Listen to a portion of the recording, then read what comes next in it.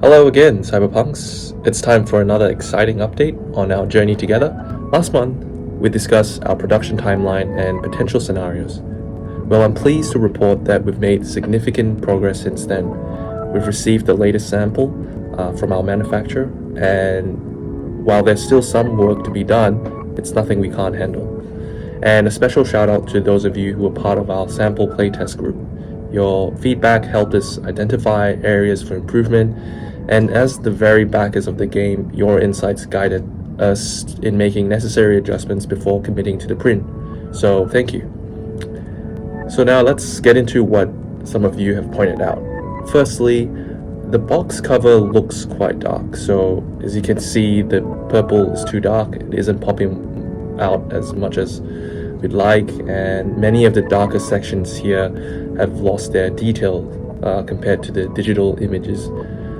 So we gotta bump that contrast a little bit, just try to make them pop more essentially.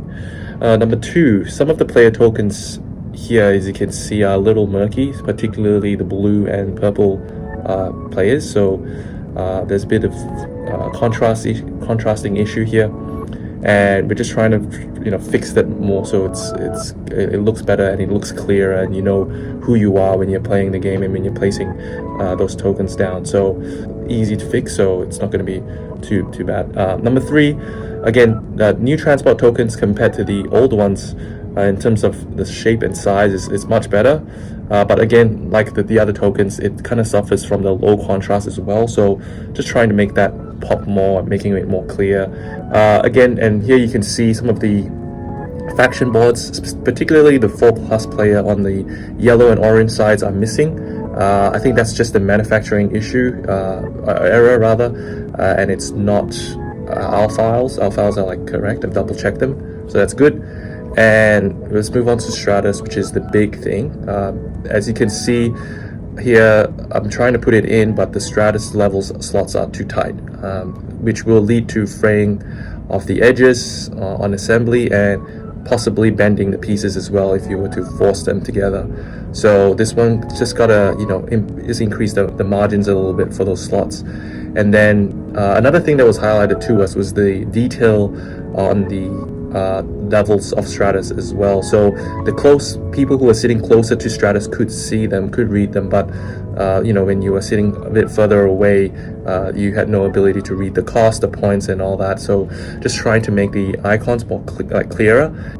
And lastly, second last, this is the spine, the Stratus spine. It's a bit thin here, so there's a bit of risk of it being bent at the base. So just trying to fix this part, maybe extend this part a little bit. And lastly, as you can see, some of these pieces, the finish is not consistent. Some of them look good, they look some of them have too much gloss, some of them is too matte, so just trying to balance them out here.